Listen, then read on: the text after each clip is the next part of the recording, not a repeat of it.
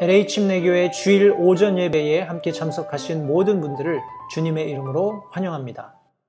우리 오늘은 성도님들과 함께 에스라서에 있는 말씀을 나누겠습니다. 에스라서 1장 1절부터 4절에 있는 말씀이고요. 열왕기, 역대기, 상하, 그리고 나서 에스라, 느헤미야, 에스더 이렇게 쭉 성경이 이어지는데, 에스라서는 우리 이스라엘 백성들이 포로된 이후에 귀환하는 1차 귀환하는 그런 내용을 담고 있습니다. 그래서 서기관인 에스라가 본 서신을 기록하면서 그런 역사적인 배경도 모두 포함하고 있습니다만, 오늘 본문의 말씀을 가지고 좀 시대적인 상황에 부합하는 그런 말씀을 성도님과 나누기 원해서 에스라서 1장 1절부터 4절의 말씀을 본문으로 삼았습니다. 여러분 받으신 주보에도 하나님의 말씀이 기록되어 있고요. 제가 하나님의 말씀을 받들어 읽도록 하겠습니다. 1장 1절부터 4절에 있는 말씀입니다. 이제 페르시아 왕 고레스의 제1년에 주께서 예레미야의 입으로 하신 주의 말씀을 이루시려고 페르시아 왕 고레스의 영을 움직이심에 그가 자기의 온 왕국에 두루 선포하고 또 글로도 기록하여 이르되, 페르시아 왕 고레스가 이같이 말하노라. 주 곧 하늘의 하나님께서 땅의 모든 왕국을 내게 주시고 또 내게 명하사 유다에 있는 예루살렘에 자신을 위해 집을 건축하게 하셨나니, 너희 모든 사람 가운데 누가 그분의 백성이냐? 그의 하나님께서 그와 함께 계시기를 원하노니 그는 유다에 있는 예루살렘으로 올라가 주 이스라엘의 하나님의 집을 건축하라. 그분은 하나님이시요 그분의 집은 예루살렘에 있느니라. 남은 자가 누구든지 그가 머물던 모든 곳에서 그의 처소 사람들이 은과 금과 물건과 짐승으로 그를 도와주고 그 외에도 예루살렘에 있는 하나님의 집을 위하여 자원 헌물을 드릴지니라 하였더라. 오늘 본문의 말씀을 가지고 성도님들과 함께 하나님의 뜻을 이루는 삶, 이런 제목으로 함께 말씀을 나누도록 하겠습니다. 성도님들, 하나님의 뜻을 이루는 삶, 과연 오늘날 저와 여러분들이 하나님의 뜻을 이루는 삶을 살기 위해서 어떤 과정들이 필요한지 오늘 본문의 말씀을 통해서 함께 교훈을 나누도록 하겠습니다. 말씀을 위해서 잠시 기도하겠습니다. 살아계신 아버지 하나님, 감사합니다. 다시 한번 사랑하는 성도들을 한자리에 불러 모으셔서 참 우리의 그리스도인의 특권이 무엇인지를 다시 한번 기억하면서 살아계신 하나님 앞에 영과 진리로 찬양할 수 있게 하심을 이 시간 다시 한번 감사드립니다. 또 다른 우리 그리스도인이 누리는 특권 중에 하나가 바로 살아계시는 하나님의 말씀으로부터 교훈을 얻을 수 있다는 것입니다. 우리에게 주신 참 구원을 통해서 성령 하나님께서 우리 가운데 내주하시면서 우리가 하나님의 말씀을 듣게 될 때 그 말씀을 깨달을 수 있도록, 그 말씀을 알 수 있도록, 또 그 말씀대로 삶을 살 수 있도록 결단하는 그런 귀한 놀라운 특권을 우리에게 허락하셨습니다. 이 모든 그리스도인의 특권을 우리가 가볍게 여기지 않도록 하시고 매일 매순간 하나님의 말씀을 의지하며 우리의 삶을 살아서 하나님께 영광 돌려드리는, 또 예수님을 얼굴과 얼굴로 마주대하는 그날을 예비할 수 있도록 도우시기 원합니다. 오늘 이 아침에 전하는 이 말씀이 살아가는 우리 성도들의 매일의 삶 속에 큰 도전과 격려가 될 수 있도록 주님 도와주시고, 전하는 소종의 입술을 주장하셔서 하나님의 영광을 이 아침에 드러내시기를 다시 한번 간절히 바라오며 예수님의 귀하신 이름으로 기도했습니다. 아멘. 오늘 본문 말씀을 성도님들이 보시는 바와 같이 우리 에스라가 이제 당대에 일어났던 그런 시대 상황을 기록하면서 페르시아 왕 고레스의 제1년에 주의 말씀이 예레미야의 입으로 하신 그 말씀을 성취하시기 위해서 고레스에게 임했다라는 그런 취지의 말씀을 1절에 기록하고 있습니다. 우리가 아는 것처럼 우리 역대기하 말씀 보시면 마지막 절에 여기 동일한 말씀이 기록되어 있습니다. 여기 22절 말씀에서도 이제 페르시아 왕 고레스의 제1년에 주께서 예레미야 입으로 하신 주의 말씀을 이루시려고 하면서 우리 역대기하 36장 22절부터 있는 말씀을 다시 한번 우리 에스라서 1장 1절 2절이 여기 기록하고 있습니다. 성도님들, 이 짧은 두 절의 말씀을 통해서 우리가 알 수 있는 것은 무엇이냐 하면 하나님의 말씀은 혹은 하나님의 뜻은 반드시 성취된다는 겁니다. 다시요. 하나님의 뜻, 하나님의 가지신 계획, 하나님이 가지신 생각, 하나님께서 마음에 품으신 것들은 반드시 성취됩니다. 사람의 관점에서 시기적으로나 아니면 여러 가지 그런 시대적인 변화들을 보면서 야, 이거 너무 더디다. 혹은 하나님의 뜻이 과연 이루어질까 하는 의문을 갖는 것은 그런 인간적인 측면에서 충분히 그럴 수 있는 것이지만 성경 말씀의 관점에서 하나님의 관점에서 하나님의 뜻하신 모든 일들은 반드시 이루어진다는 거예요. 성도님들, 예루살렘 성전이 재건되기까지 지금 에스라서를 시작으로 해서 예루살렘에 있는 성전이 건축되고 또 우리 느헤미야를 통해서 성벽들이 건축되고 하는 그런 과정들을 우리가 역사적으로 볼 수 있는데 예루살렘이 다시 재건되기까지 70년이 걸렸습니다. 우리가 잘 아는 것처럼 이스라엘 백성들이 하나님께서 정해주신 법을 신실하게 지키지 못했기 때문에 거반 우리 490년이죠. 490년 정도 하나님께서 정해주셨던 안식년이 지켜지지 않은 것, 땅이 안식하지 못하는 것을 하나님께서 아시고 우리 정황적으로 물론 이제 그런 단편적인 것을 이야기할 수도 있겠습니다만 이스라엘 백성들의 패역, 이스라엘 백성들의 반역, 이스라엘 백성들이 하나님을 등지는 그런 일련의 모든 과정들이 그렇게 오랜 시간이 걸렸고 다시 말하면 하나님께서 그렇게 오래 참으셨다라는 겁니다. 그런 과정을 통해서 하나님께서 이스라엘 백성들을 우리 타 민족들에게 파심으로써 그들이 노예가 되게 하셔서 우리 타 민족들을 섬기면서 70년의 시간을 보내는 동안 우리 이스라엘 땅은 안식하게 되었고 예루살렘 성을 다시 재건한 예루살렘의 성전을 재건하는 그런 과정까지 하나님의 관점에서 생각하고 계획하셨던 모든 것들이 성취되었는데 그 기간이 자그마치 70년이 걸렸다는 겁니다. 성도님들, 일생으로 본다면 사람의 생애로 본다면 70년 그러면은 그냥 한 사람의 평생입니다. 그죠? 어떤 사람의 관점에서는 야, 하나님의 뜻은 안 이루어져 혹은 하나님이 말씀하신 것은 성취 안 돼 라고 단정짓기에 충분한 기간입니다. 그럼에도 불구하고 우리가 성경의 역사를 살펴보건대 하나님께서 뜻하셨던 그 일이 성취되었고 하나님께서 뜻하신 하나님께서 계획하신 모든 일들은 그 말씀대로 그분의 뜻대로 이루어졌다는 것을 다시 한번 기억하시기 바랍니다. 성도님들, 우리가 이런 역사적인 배경을 일단 알고 있는데 그렇다면 저와 여러분들을 한번 보죠. 과연 하나님께서 나를 향한 혹은 내 가정을 향한 내 사업장을 향한 계획이 틀림없이 있으실 텐데 그것을 이루시는 데는 과연 얼마만큼 시간이 걸릴까요? 얼마나 시간이 성도님들 필요하다고 스스로 생각하십니까? 하나님이 즉시 응답해 주셨으면 좋겠는데 하나님께서 내가 계획한, 내가 뜻한 이 일들을 하나님의 뜻과 일치하게 하셔서 빨리 신속하게 해결해 주시면 좋겠는데 앞서 설명드린 대로 성도님들, 그러기 위해서 과연 나는 무엇을 해야 하고 어떻게 해야 할까요? 이런 내용들을 오늘 본문이 말씀하고 있어서 그 말씀 내용들을 통해서 교훈을 나누겠습니다. 그러나 다시 한번 성도님들, 우리가 살고 있는 세상을 보십시오. 세상이 굉장히 급속하게 변화하고 있죠. 그러나 잊지 마셔야 할 것은 우리가 그것을 어떻게 바라보든지 이것은 정치적인 이슈입니다. 이것은 뭐 사회적인 아니면 종교적인 뭐 다양한 그런 이슈로 우리가 부르고 묘사하고 설명할 수 있겠지만 그 이면에 하나님이 가지고 계시는 뜻을 성취하기 위한 과정일 뿐이라는 사실도 절대 잊지 마셔야 합니다. 마지막 때가 도래해야 마지막 때의 징조들이 성취가 되어야 예수 그리스도께서 이 땅 가운데 오시는 게 맞지요. 그죠? 그리고 예수님께서는 이미 마지막 때가 되면 일어날 징조들을 다 설명하셨습니다. 그런데 오늘날 사는 그리스도인들은 조금 더 편안하게, 조금 더 내 세대가 어떤 풍요를 누리면서 이렇게 살고 싶어 하는 것이 그 당시대를 살았던 모든 그리스도인들의 마음이었을 겁니다. 누구도 내가 예수님 믿는 것 때문에 사자굴에 던져진다든지 아니면 산채로 불에 타 죽는 그런 고통을 당한다든지 그런 것을 원치 않았을 거예요.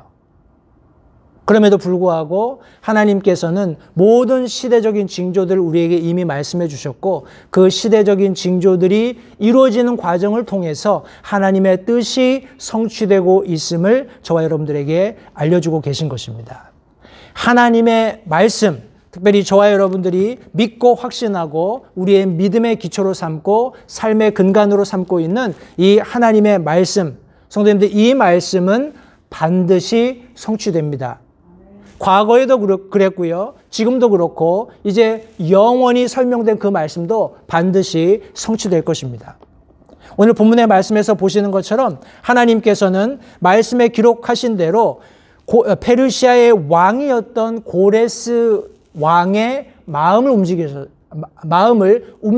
움직이셨다고 성경에 기록하고 있습니다. 그의 영을 움직이심에 때때로 위정자들의 마음을 우리가 전혀 이해할 수 없는 방향으로 움직이셔서 그들이 무엇을 판단하고 결정하고 행동하게 하실 수 있음을 성도님들 잊지 마시기 바랍니다.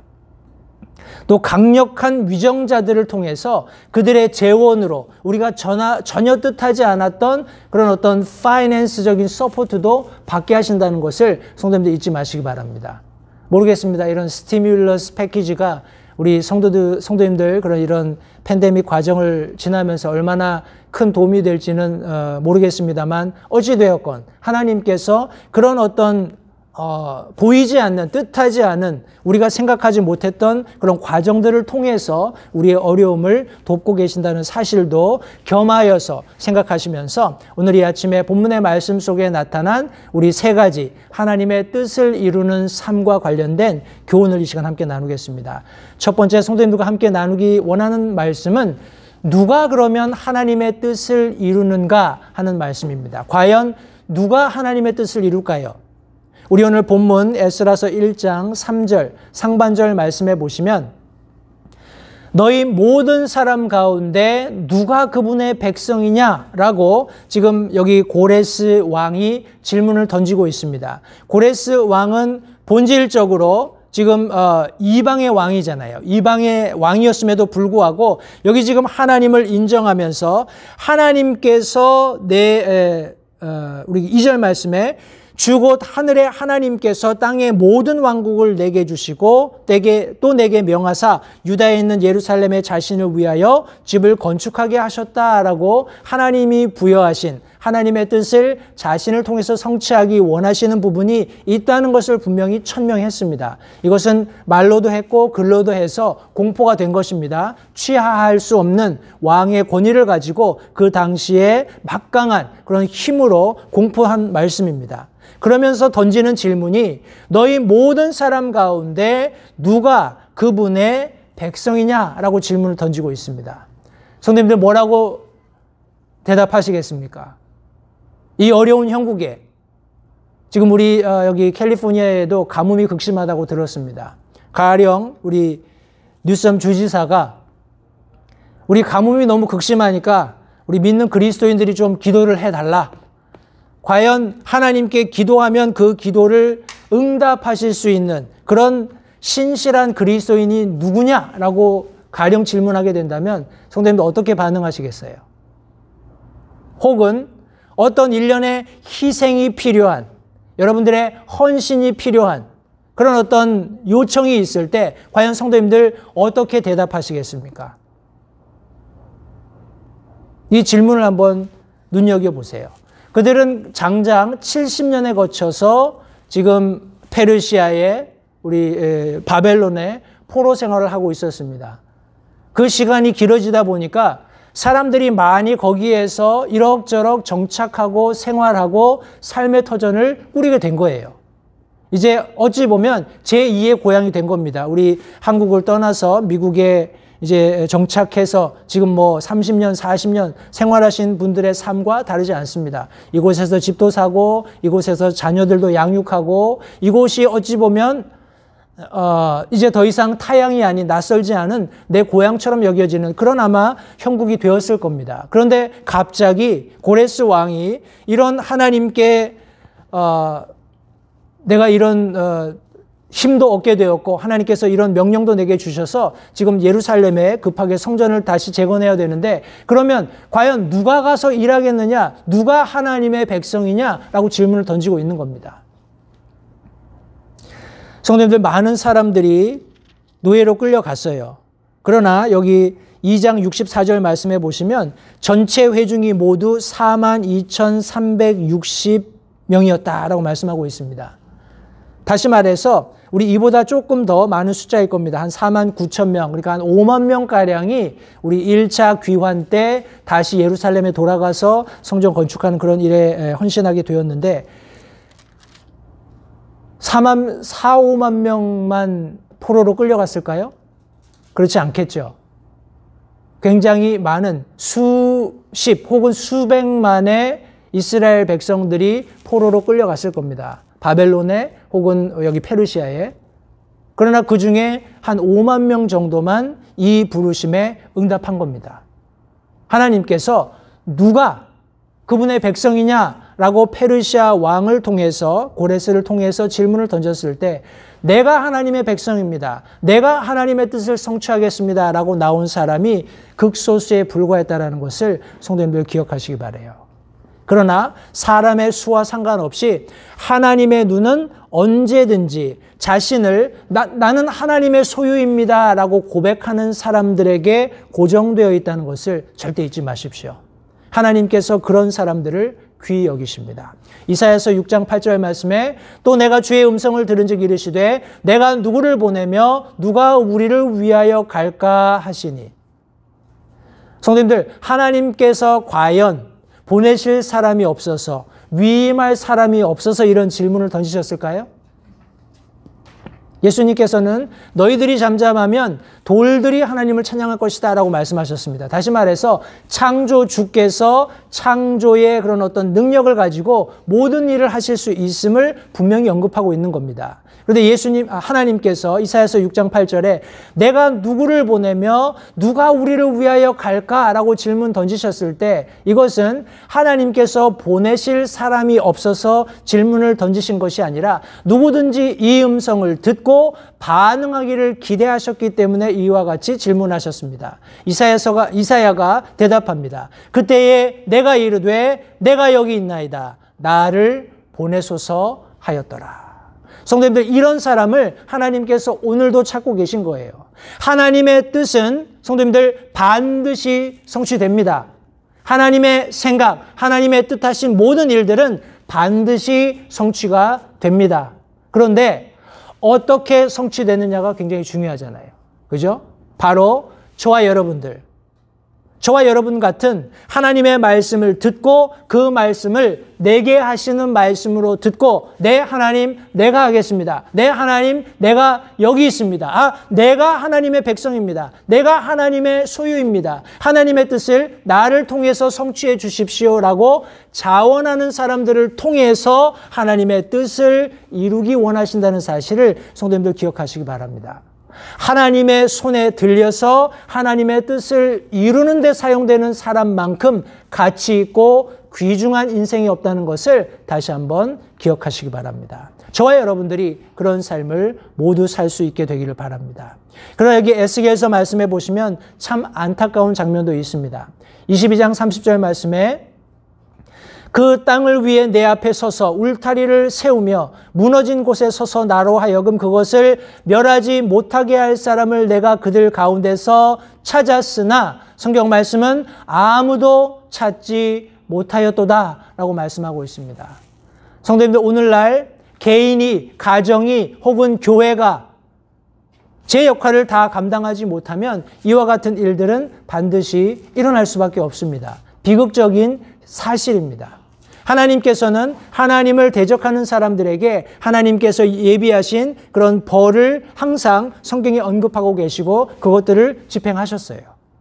그러나 하나님이 벌 주기 위한 목적으로 그 일을 하시는 것이 아니라 여기 지금 말씀에서도 설명하고 계시는 것처럼 내 앞에 서서 울타리를 치고 무너진 곳을 보수하면서 그 앞에 서서 마치 모세가 그랬던 것처럼 하나님께서 이스라엘 백성들을 다 진멸하고 내가 너로부터 새로운 민족을 이끌어내서 가나안 땅을 내게 주겠다라고 했을 때 하나님 앞에 서서 하나님 그렇게 하시면 안 됩니다. 하나님 이 백성을 보존하셔야 합니다. 하나님께서 하신 약속을 이 백성을 통해서 지키셔야 타 민족들이 하나님을 두려워할 것입니다. 라는 그런 분명한 우리 증언을 모세가 했던 것처럼 저와 여러분들에게 그런 역할을 하나님께서 기대하신다라는 겁니다. 그러나 에스겔이 기록하고 있는 이 말씀 속에서는 하나님께서 그런 사람을 한 사람도 찾지 못했다고 성경이 기록하고 있는 것입니다. 성도님들, 예수님께서 요한복음 4장 23절 우리 잘 아는 말씀입니다. 그러나 참되게 경배하는 자들이 영과 진리로 아버지께 경배할 때가 오나니 곧 지금이라 하시면서 이는 아버지께서 자기에게 그렇게 경배하는 자들을 어떻게 한다고요? 찾으시기 때문이라 라고 말씀하고 있습니다. 오늘 이 순간에도 하나님께서는 영으로 진리 안에서 자신을 예배하는 자들을 찾고 계시다라고 말씀하고 있어요.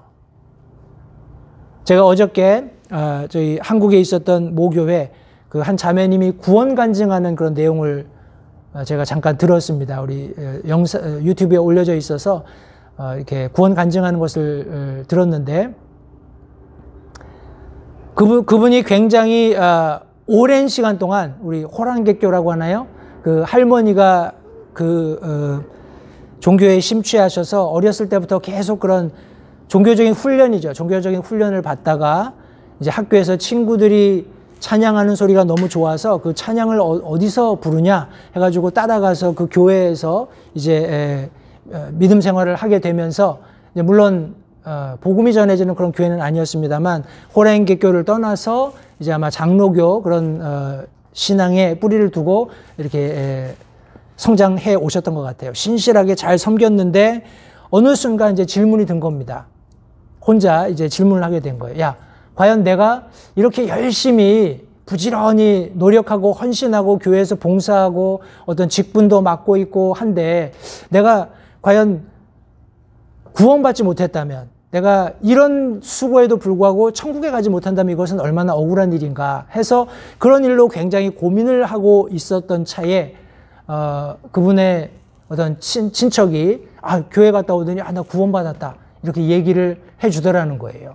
그래서 어떻게 그렇게 짧은 시간에 단시간에 당신이 구원받을 수 있냐 해서 의아해 했었는데 이제 교회 가기는 꺼려하고 그래서 이제 그분이 교회에서 이제 사람들을 함께 데리고 와서 이렇게 복음을 전하는 과정 가운데 너무나 막 머리가 아프더래요.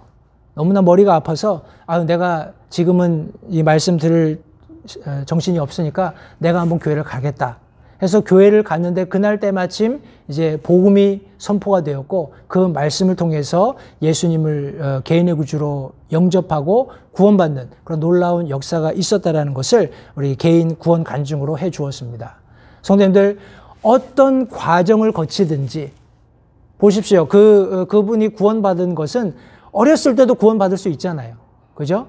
어린아이일 때 순수한 복음을 전해 듣고 저나 우리 여기 아이들처럼 구원받을 수도 있겠지만은 어떤 과정들을 통해서 하나님께서 끝까지 놓지 않으시고 그를 구원하시는 그런 일련의 과정들을 그 간증이 내포하고 있었습니다. 성도님들 잊지 마십시오. 하나님께서는 이렇게도 자신의 뜻을 성취하시고 저렇게도 자신의 뜻을 성취하십니다. 그러나 그 각각에 모두 하나님께서 목적하신 바가 있기 때문에 그렇다는 것도 잊지 마셔야 해요.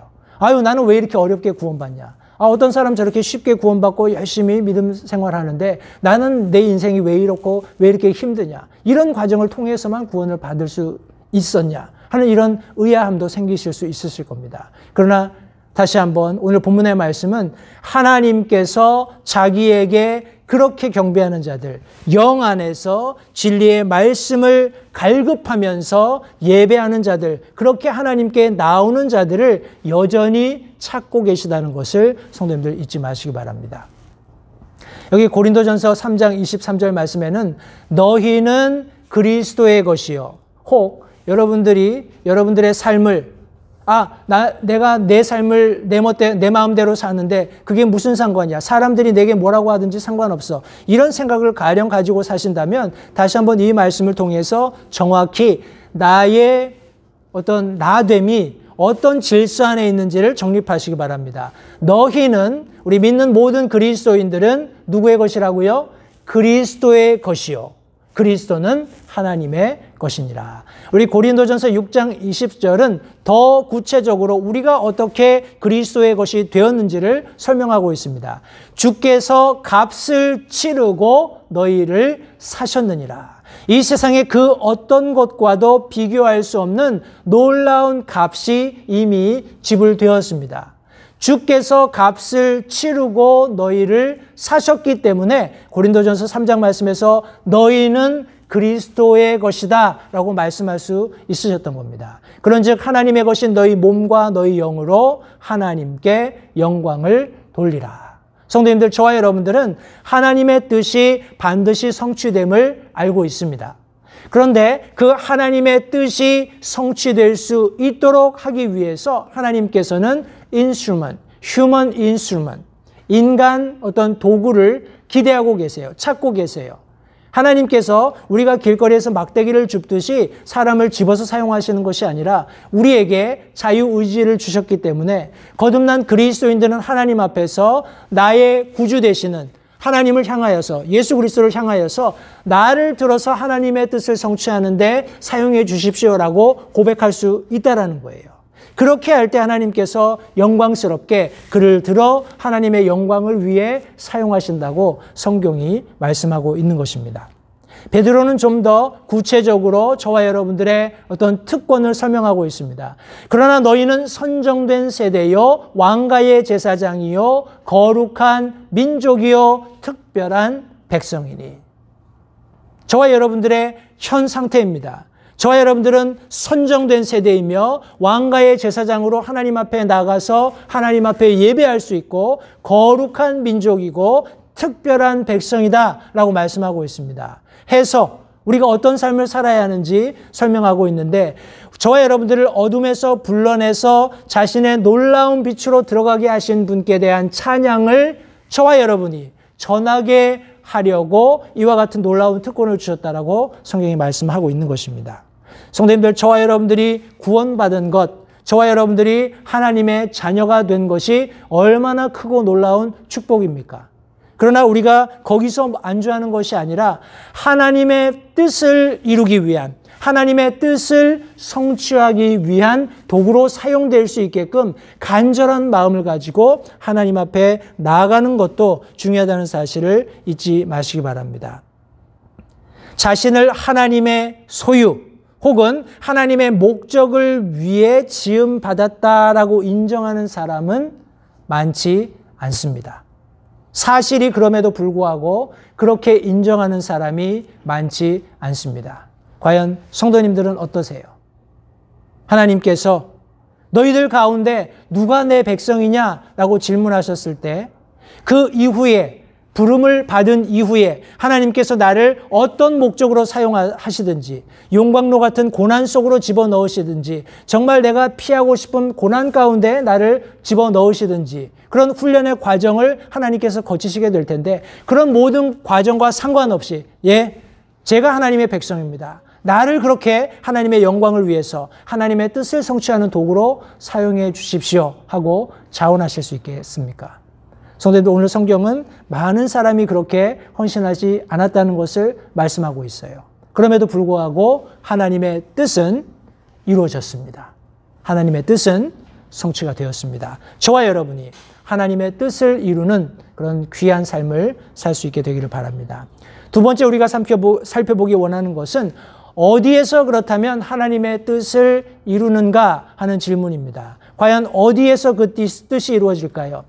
우리 3절 중반절 말씀해 보시면 우리 고레스 왕이 누가 그들 가운데 너희 모든 사람 가운데 그분의 백성이냐 질문하면서 그의 하나님께서 그와 함께 계시기를 원하노라 하면서 유다에 있는 예루살렘으로 올라가 주 이스라엘의 하나님의 집을 건축하라. 그분은 하나님이시요 그분의 집은 예루살렘에 있느니라 라고 지금 여기 말씀하고 있습니다. 어찌 보면 로컬리티, 어떤 지정학적인 분명한 위치를 계속 언급하고 있습니다. 이 모든 말씀 이전에 여기 말씀해 보시니까 그의 하나님께서 그와 함께 계시기를 원한다라는 축복의 말도 있지 않았습니다. 성도님들, 우리 신약 말씀에 보시면 이와 유사한 말씀이 있습니다. 혹시 기억나세요? 그의 하나님께서 그와 함께 계시기를 원하노라, 혹은 하나님이 우리와 함께 계시다라는 그런 이름입니다. 유명한 이름이죠. 혹시 기억나세요? 임마누엘, 그죠? 임마누엘, God with us, 우리와 함께 계시는 하나님. 성도님들, 우리가 무슨 일을 한다고 했을 때 하나님이 우리와 함께 계시는 것이 아니라 우리가 구원받은 이후에 하나님께서는 늘 우리와 함께 하십니다. 하나님께서는 우리와 함께 하시면서 우리의 생사화복을 주관하고 계세요. 성도님들, 우리가 하나님의 눈 밖을 벗어나서 살 수 없는 존재라는 것을 너무나 잘 알고 있습니다. 그럼에도 불구하고 많은 그리스도인들이 하나님의 뜻을 이루는 것보다는 자신의 뜻, 자신이 품은 어떤 포부를 성취하는데 더 많은 시간을 혹은 더 많은 열정을 사용하고 있는 것이 때때로 현실이라는 것이 참 가슴 아픕니다. 그러나 우리가 잊지 마셔야 할 것은, 성도님들, 하나님께서는 우리의 스테러스와 상관없이 저와 여러분들이 구원받았다면 우리와 늘 함께하고 계심을 잊지 마시기 바라요. 성도님들, 위기의 극복 혹은 상황의 전환은 내가 있어야 할 위치에 내가 바로 서 있어야지만 가능한 겁니다. 다시요. 하나님의 백성으로서 하나님의 말씀이 내게 정확히 전달되는, 혹은 내가 하나님의 음성을 들을 수 있는 그 위치에, 그 위치를 벗어나거나 도망가지 않고 그 위치에 있을 때 비로소 하나님의 말씀을 듣게 되고 그 말씀에 근거해서 행동할 수 있게 된다는 사실이에요. 우리 아브라함을 한번 예로 들어볼까요? 우리 창세기 12장 4절 말씀해 보시면 이처럼 아브라함이 주께서 자기에게 말씀하신 대로 떠나갔고 라고 말씀하고 있습니다. 성도님들, 우리 갈대아 우르 땅에, 우리 메소포타미아 땅에 우리 아브라함이 그의 가족과 함께 살고 있었을 때 하나님께서 그에게 말씀하셨어요. 내가 너로 큰 민족을 이루게 하겠다. 내가 너에게 땅을 주겠다. 복을 주겠다 라고 말씀했을 때 아브라함이 그냥 자기 머리 긁으면서 나를 이렇게 특별하게 생각하는 신이 절대자가 계시구나 하고 그냥 치부해버렸어도 됐을 법한 일입니다. 그러나 성경 말씀은 주께서 자기에게 말씀하신 대로 어떻게 했다고요? 떠나갔고, 그는 하나님께서 자기에게 말씀하셨고 나에게 말씀하신 모든 것을 성취하실 때까지 나를 떠나시지 않을 것을 믿고 확신하는 과정 가운데 그가 하나님과 동행했던 것을 성경이 말씀하고 있습니다. 모세도 다르지 않습니다. 출애굽기 14장 21절 말씀에 모세가 바다 위로 자기 손을 내밀매, 우리 홍해 사건이 일어나던 장면을 여기 설명하고 있습니다. 물론 모세의 모든 생애를 통해서 동일한 아브라함의 생애에서 얻을 수 있었던 그런 교훈을 우리가 적용할 수 있겠지만, 특별히 이 어떤 상황에서 성도님들, 이스라엘 백성들의 원망 소리가 극에 달했습니다. 아니, 우리를 이 바다 끝자락에 인도해 놓고 지금 뒤에서는 이집트 병사들이 철병거를 끌고 따라오는데 우리를 도대체 죽이려고 여기 이곳으로 인도했냐라는 그런 원성이 극에 달했을 때 하나님께서 그에게 말씀하시는 거예요. 너는 왜 그러고 있냐? 바다 위로 내 손을 펴서 내가 하는 놀라운 일들로 이스라엘 백성들을 구출하라. 성도님들, 인간적인 관점에서 아니 지금 어려운 순간에 바다를 향해서 내가 손을 든다고 무슨 일이 일어나겠습니까? 이 어려운 순간에 나를 어떻게 건져내시든지 좀 하셔야지, 이런 상황에 바다를 향해서 손을 내밀라는 게 말이나 됩니까? 모세가 원망하고 불평할 수 있었어요. 그러나 그는 그를 부르시고 이스라엘 백성들을 구원하게끔 파라오에게 보내신 살아계신 하나님이 나와 함께 계시다는, 그런 전지전능하신 하나님이 나와 함께 계시다는 분명한 믿음과 확신을 근거로 그런 터무니없는 인간적인 관점에서 아무런 해결의 방책이 될 수 없는 자기의 손을 바다 위로 내미는 행동을 했던 겁니다. 그렇게 했을 때 하나님께서 강한 바람을 불어서 밤새도록 바다가 뒤로 물러가는 놀라운 기적을 이루셨다는 것을 성도님들 잊지 마시기 바랍니다. 내 삶의 방식이나 성도님들 질을 향상시킨다고 해서 하나님이 나를 향하신 어떤 뜻이 성취된다라고 착각해서는 안 됩니다. 그저 내가 잘 먹고 잘 사는 것, 내가 질병 없이 편안하게 여생을 즐기는 것, 이것이 하나님의 뜻이라고 착각해서는 안 된다는 말씀입니다. 때때로 고난을 통해서, 때때로 역경을 통해서, 때때로 내가 전혀 뜻하지 않았던 재난 혹은 환난을 통해서 하나님의 뜻이 성취된다는 것을 잊지 마시기 바라요. 우리가 함께 부른 찬송가들, 성도님들 많은 찬송가의 가사들이 그 가사를 기록했던 우리 작사자들의 삶을 우리 유추해 보면 말로 형언할 수 없는 그런 고난을 겪는 과정 가운데 그런 놀라운 찬양을 작사하게 되었다는 것을 우리가 알고 있습니다. It is well. 잘 아시죠? 내 평생에 가는 길 순탄하여. 자신의 모든 어떻게 보면 삶이죠. 자신의 딸들을 물에 수장시킨 그곳에서 그런 아름다운 찬양을 기록하게 되었다는 것은 정말 놀라운 일입니다. 성도님들, 여러분들의 삶 자신도 한번 깊이 들여다보시는 시간이 되시기를 바라요. 성도님들, 여러 가지 어려운 순간들이 우리의 삶 가운데 있었습니다. 내가 뜻하지 않았던, 내가 전혀 기대하지 않았던 그런 어려운 순간들을 저와 여러분들이 맞이했었고 혹은 맞이하고 또 맞이할 수 있습니다. 그러나 그런 모든 과정들, 성도님들, 그곳에 하나님이 나와 함께 하신다는 분명한 확신을 가지고 서 계시게 된다면 하나님의 뜻은 반드시 성취됩니다. 어디에서요? 하나님께서 나와 함께 계심을 믿고 확신하는 바로 그 자리에서 우리가 하나님의 뜻을 이루게 됨을 성도님들 잊지 마시기 바랍니다. 우리 요한복음 4장 말씀입니다. 죄송합니다.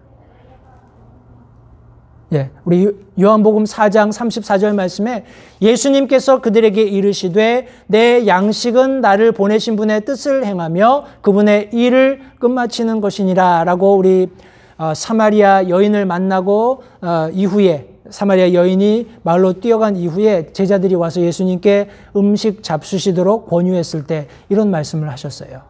성도님들, 저와 여러분들이 예루살렘에 있을 수도 있습니다. 그리고 이스라엘 백성들이 많이 있는 그런 어떤 동네에 있을 수도 있어요. 그러나 예수님께서는 부득이 사마리아 길로 통행하셔야 했다라고 말씀하시면서 거기서 놀라운 구령의 역사를 이루어내십니다. 우리가 어디에 있느냐가 중요한 것이 아닙니다. 우리가 어떤 상태에 있느냐, 어떤 상황에 놓여 있느냐도 중요한 것이 아니에요. 우리가 누구와 함께 있느냐가 굉장히 중요한 것입니다. 그렇게 우리가 하나님께서 우리와 함께 하심을, 동행하심을 믿고 확신하게 되는 그 모든 곳에서 저와 여러분들이 하나님의 뜻을 성취할 수 있음을 기억하시기 바랍니다. 제가 앞서 설명드렸던 우리가 주님의 눈을 피할 수 없다는 것을 시편 139편 7절은 이렇게 말씀합니다. 내가 주의 영을 떠나 어디로 가리이까? 혹은 내가 주의 앞을 떠나 어디로 피하리이까? 삶과 죽음, 영원, 모든 부분에서 하나님께서는 늘 거기에 계시고 나와 함께 하시기 때문에 성도님들, 우리가 할 수 있는 일은 하나님을 피해 도망가거나 하나님의 눈을 피해 우리가 다른 길로 도망가는 것이 아니라 하나님 앞에 도리어 하나님, 내 마음을 살피십시오. 혹 내 마음에 부정한 것이 있는지, 내 마음 가운데 죄가 있는지 하나님 살피시고 나를 정결하게 하셔서 하나님의 영광을 위해서, 하나님의 뜻을 성취하기 위해 나를 사용해 주십시오 하고 고백하는 것이 더 지혜롭고 절대적으로 필요한 일이라는 것을 다시 한번 기억하시기 바랍니다. 어디에서 하나님의 뜻이 이루어진다고요? 우리가 하나님이 나와 함께 계심을 믿고 확신하는 바로 그 자리에서 하나님의 뜻이 성취됨을 잊지 마시기 바랍니다.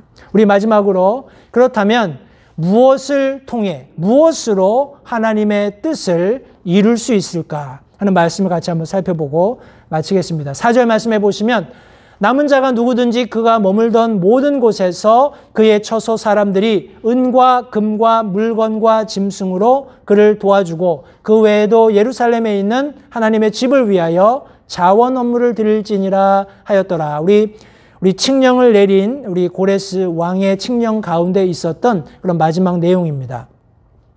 우리 이 말씀 한 절의 말씀으로 보건대 여기에는 굉장히 많은 자원과 헌신이 뒤따르고 있는 것을 볼 수 있어요. 그죠?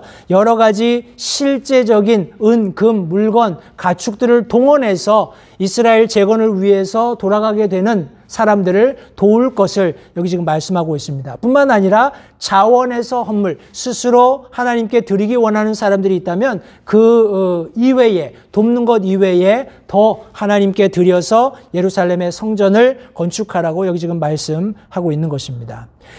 우리 출애굽기 36장 말씀해 보시면 하나님께서 하나님 앞에 예배드리기 위해서 성막이 어떻게 지어져야 될지를 쭉 설명하시고 나서 우리 이스라엘 백성들 가운데 하나님의 영을 임하게 하셔서 공교하게 그런 물건들을 만들 수 있는 사람들을 지목해 주셨어요. 그리고 나서 이스라엘 백성들에게 자, 이제 너희가 가지고 있는 금, 은들 그리고 여러 가지 성막 제작에 필요한 그런 재료들을 하나님 앞에 드려라 라고 이야기했을 때 사람들이 너무 많이 가져와서 이 성막 기구를 만드는 사람들이 모세한테 와서 이제 더 이상 필요 없으니까 사람들에게 고만 가져오게 해달라고 얘기해라 할 정도로 이런 이스라엘 백성들에게 자원하는 마음이 있었던 것을 성경이 묘사하고 있습니다.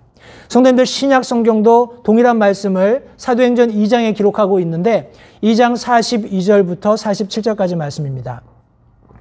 그들이 흔들리지 아니하며 사도들의 가르침과 교제 안에 머물고 빵을 떼며 기도하더라. 이것은 우리 베드로의 설교 이후에 4,000명이 일시에 구원받고 침례에 순종하는 그런 일련의 과정들 이후의 초대교회의 모습입니다. 43절에 모든 혼유에 두려움이 임하고 사도들을 통하여 이적들과 표적들이 많이 일어나더라. 믿은 모든 사람들이 함께 지내며 모든 것을 공동으로 소유하고 자기 소유와 재산을 팔아 각 사람의 필요대로 모든 사람에게 나누어 주며 또 날마다 한 마음이 되어 성전에 거하고 집에서 집으로 돌아가며 빵을 떼면서 단일한 마음으로 즐겁게 자기들의 음식을 먹고 하나님을 찬양하며 온 백성에게 호감을 얻으니 주께서 구원받아야 할 자들을 날마다 교회에 더하시니라 라고 기록하고 있습니다. 초대교회의 모습입니다. 성도님들 그들은 하나님을 두려워하는 가운데 하나님의 말씀의 가르침을 날마다 흠모하고 사모하고 함께 모여 그 말씀을 배울 뿐만 아니라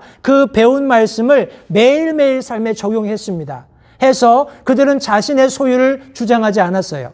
이것은 내 프로퍼티다. 이것은 내 어떤 소유다. 이런 개념이 아니라 나에게 필요한 것을 제외한 혹은 더 나가서 나의 필요이지만 이것을 다 실제적으로 교회에 필요한 우리 현물로 바꾸어서 제자들의 앞에 두었다라고 말씀하고 있습니다. 그리고 교회 성도들은 자신의 필요를 교회 앞에 알림으로써 자기의 wants가 아닙니다. needs예요.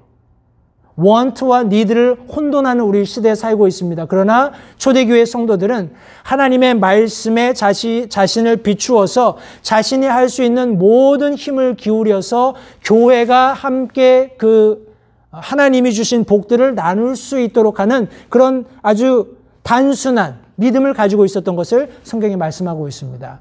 사리사욕을 채우기 위한 그런 어떤 사도들의 모습을 전혀 볼 수 없지요. 그들은 궁극적으로 하나님의 일을 위해서 자신들이 드려진 것을 알고 있었어요. 나중에 우리 사도행전 이후에 가면 6장에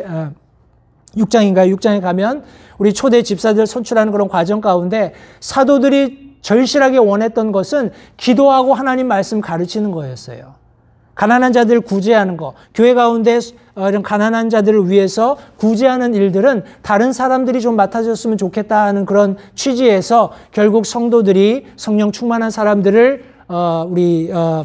천거에서 7명의 초대 집사들이 선출되게 되는 장면이 거기 기록되어 있습니다. 성도님들, 그러나 초대 우리 교회의 모습을 보건대 하나님께서 우리 성도들에게 축복하셨을 때 그들이 그것을 자신의 것으로 주장하는 것이 아니라 그것을 기꺼이 하나님 앞에 헌신함으로, 자원함으로, 교회의 어떤 필요를 지원함으로 교회가 그 일을 대신하게, 더 공정하게 하나님의 관점에서 하도록 하게 했다는 사실을 성경이 말씀하고 있는 것입니다.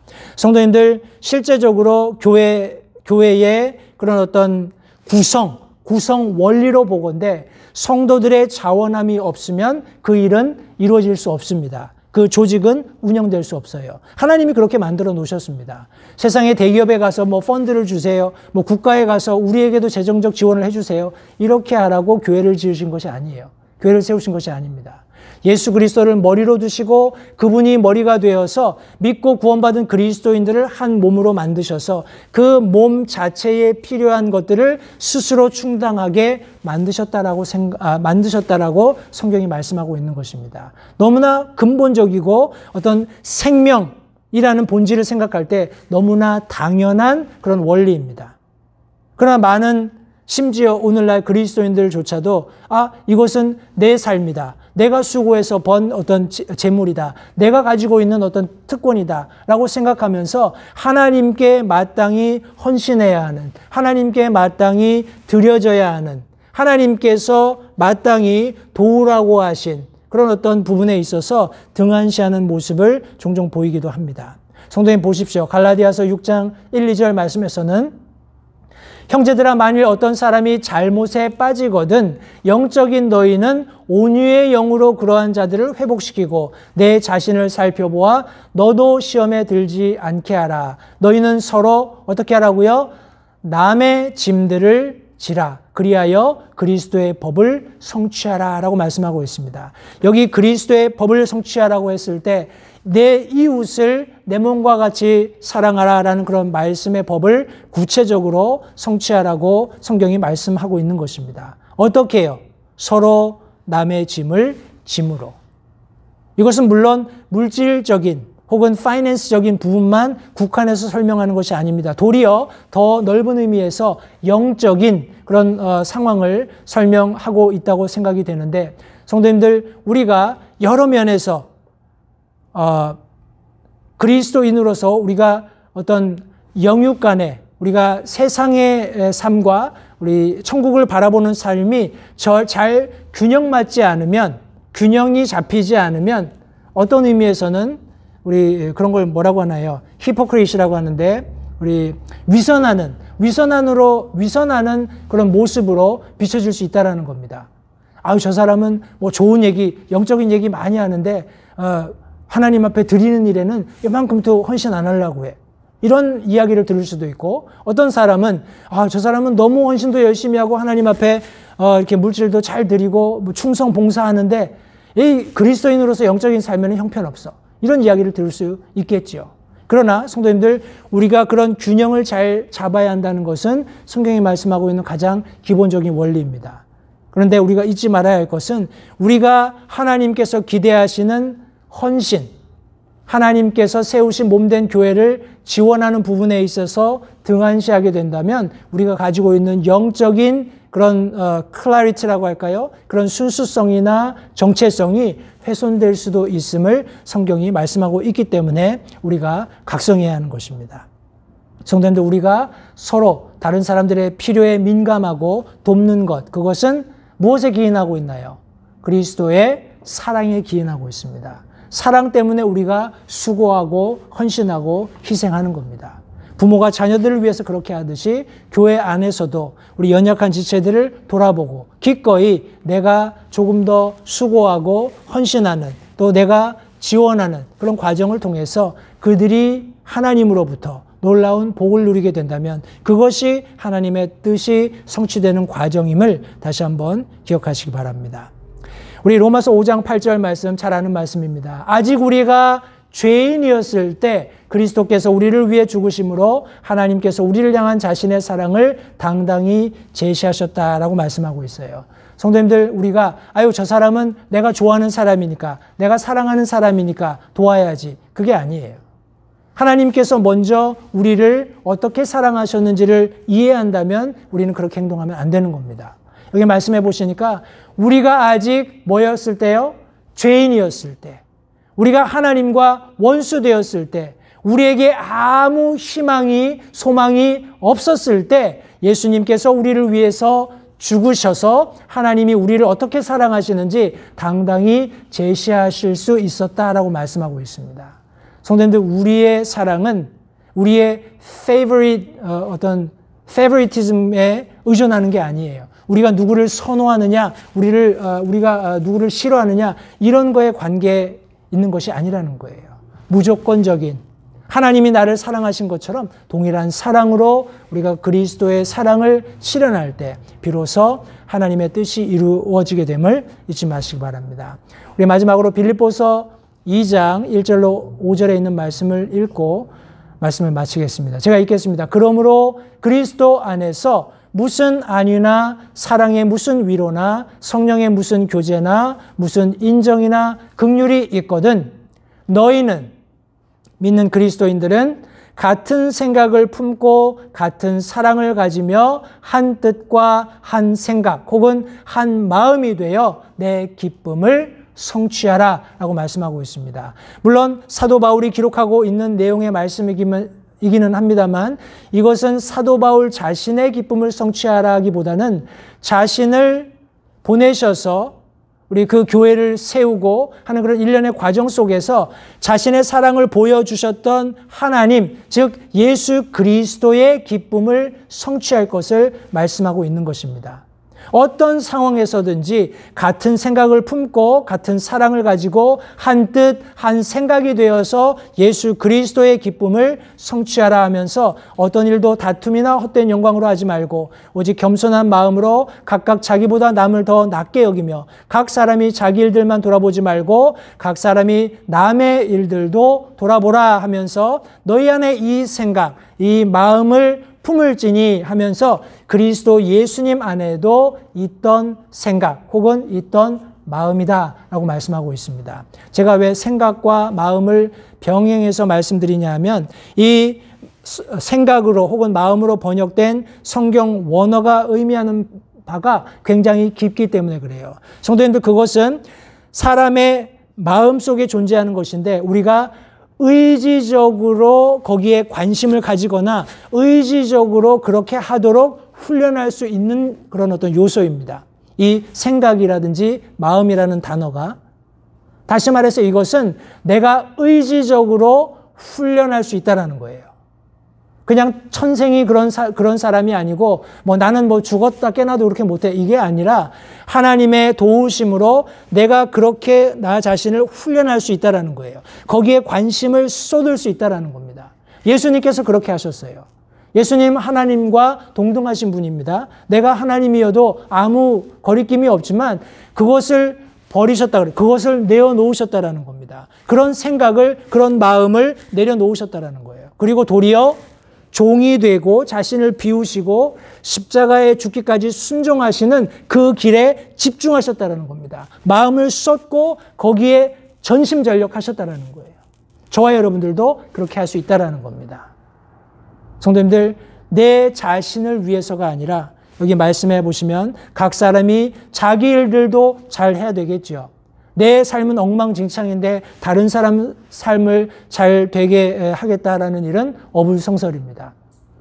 내 일도 규모 있게 하나님의 도우심으로, 성령의 인도하심으로 하나님의 말씀에 따라서 그렇게 잘 컨덕트해가는 과정 가운데 남의 일들도 돌아볼 수 있는, 그렇게 내 삶을 포커싱하는 거예요. 그렇게 나 자신을 훈련하는 겁니다. 그런 과정을 통해서 그들의 필요가 발견되고 그들을 위해서 기꺼이 지원함으로, 알지 못하게 성도님들 그들을 후원함으로, 그들을 섬겨줌으로, 그들을 위해서 기도하고 사랑을 표현해 줌으로 하나님의 뜻이 성취된다는 사실을 잊지 마시기 바랍니다.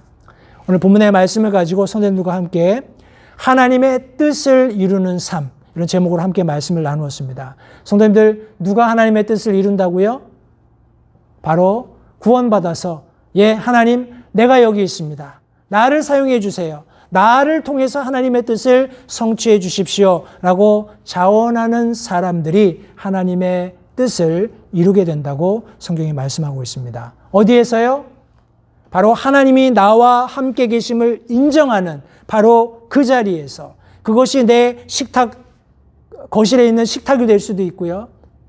주방에 있는 식탁이 될 수도 있고요. 내가 일하는 직장이 될 수도 있습니다. 내가 걷고 있는 길거리가 될 수도 있어요. 잃어버린 영혼들에게 예수 그리스도를 소개하는, 하나님의 능력으로 그 일을 이루기 원하는 바로 그 자리에서 하나님의 뜻이 성취된다는 사실을 잊지 마시기 바랍니다. 마지막으로 나누었던, 그러면 무엇으로 하나님의 뜻을 성취할까요? 바로 저와 여러분들이 가지고 있는 그리스도의 사랑을 근거로 한 지원, 후원, 우리 기도해주고 사랑을 표현해주는 그런 이 과정들을 통해서 하나님의 뜻이 이루어진다는 사실을 다시 한번 기억하시면서, 비록 소수의 사람들이었지만 하나님께서 놀랍게 그들을 격려하셔서 여러 가지 어려움이 있었음에도 불구하고 성전이 건축되게 하셨던 것처럼, 사랑하는 성도님들, 저와 여러분들의 삶 속에 하나님께서 이루고자 하시는 거대한, 우리가 생각해보지 못했던 놀라운 뜻을 하나님께서 가지고 계심을 확신하시기 바랍니다. 그러나 그것을 빨리 성취하든지 늦게 성취하든지 하는 일들은 저와 여러분들이 그 하나님의 뜻에 어떻게 반응하는지에 달려 있음을 잊지 마시기 바라요. 시간이 더디다고 포기하지 마십시오. 내가 뜻하지 않은 일들로 고난에 직면해 있다고 성도님들 절대 포기하지 마시기 바랍니다. 왜냐하면 하나님의 뜻은 반드시 이루어지기 때문입니다. 하나님의 뜻을 이루어드리는 우리 모든 LH침례교회 성도님들이 되시기를 바랍니다. 기도하겠습니다.